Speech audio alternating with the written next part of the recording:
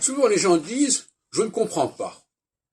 En réalité, ça veut dire simplement que les grilles dont ils disposent ne sont pas appropriées au sujet abordé.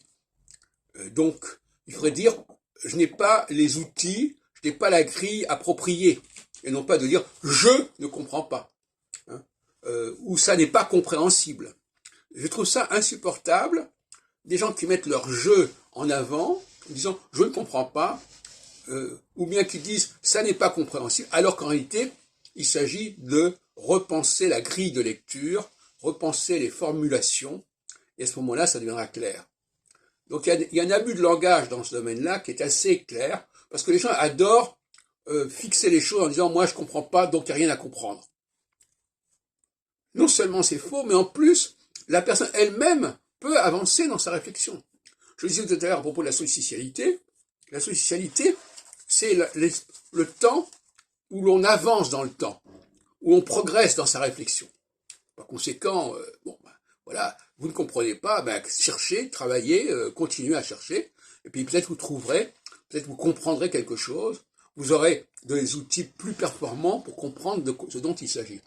Mais souvent, les gens, dans le cas de l'astrologie, par exemple, les gens vont dire « moi je ne comprends pas l'astrologie, donc ça ne m'intéresse pas ».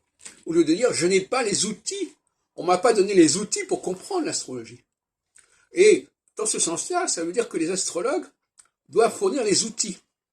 Mais ce ne sont pas forcément des outils astrologiques. Ce sont des outils qui peuvent être théologiques, par exemple.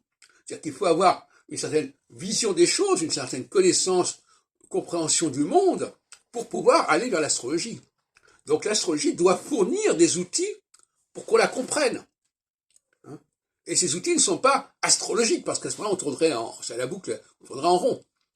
Moi, par exemple, j'ai beaucoup travaillé sur la théologie, et j'ai montré qu'il fallait modifier les modèles intellectuels qu'on utilisait pour apporter l'astrologie, et que les astrologues eux-mêmes n'ont pas les bons modèles.